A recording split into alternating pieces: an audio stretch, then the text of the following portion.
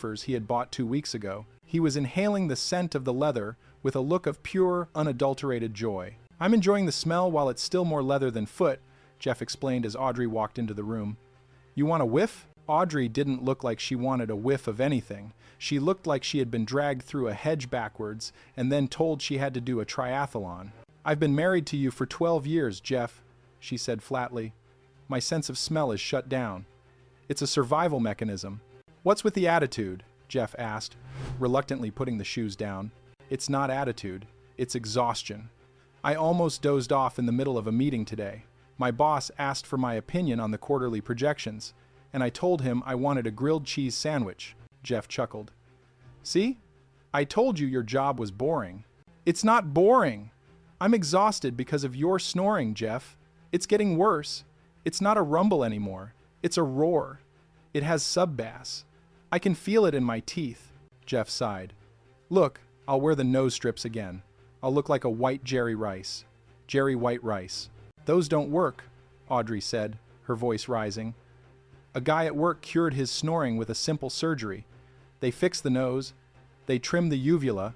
"The uvula?" Jeff interrupted, looking horrified. "I'm pretty sure that's a girl part." "It's not a girl part, Jeff. It's the little dangly thing in the back of your throat. And the fact that you don't know that explains a lot of your clumsy groping over the years." Jeff recoiled as if she had suggested he switch to a vegan diet. "I don't need surgery, Audrey. Bingham men don't go under the knife unless it's life-threatening. My grandfather needed a hip replacement. Did he get it? No. He never walked again, but he rolled with pride." "Jeff, this is serious," Audrey said, softening her voice. "I can't live like this. I need sleep. Real sleep.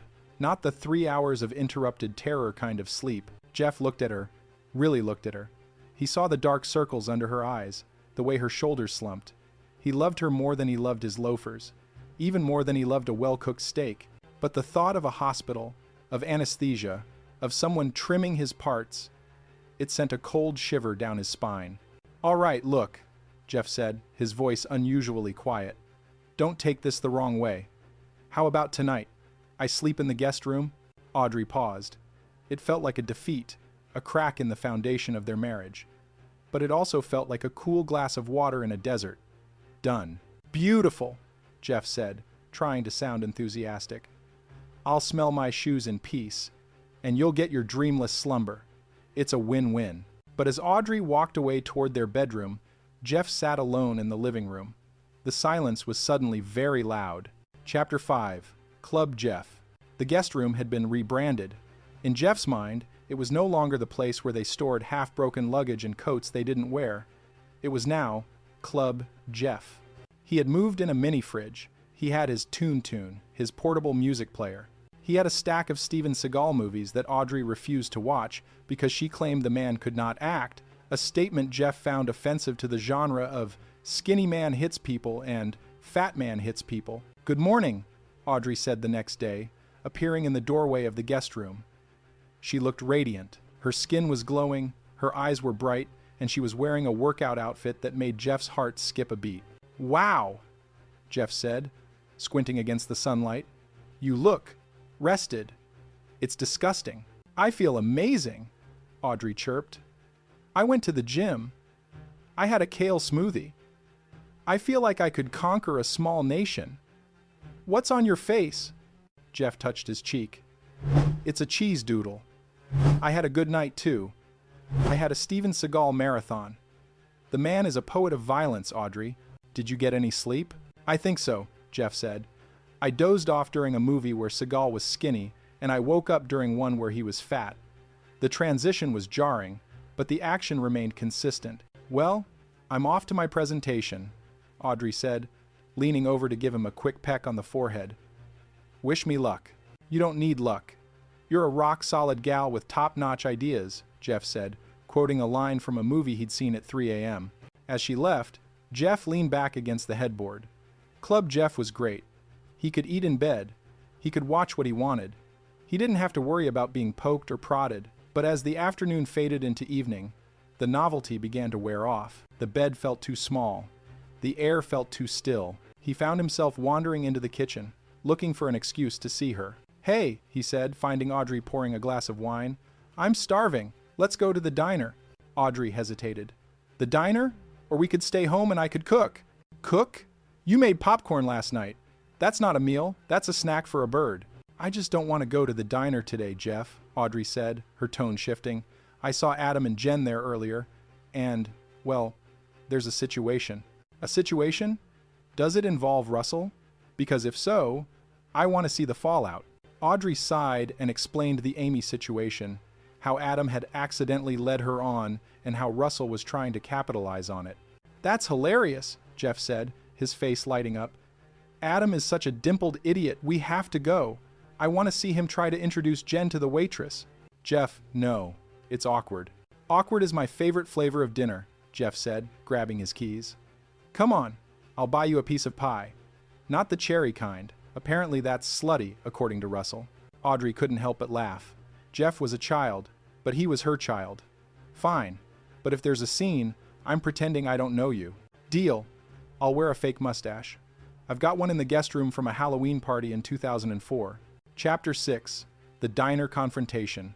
The atmosphere at the diner was thick with tension and the smell of burnt coffee.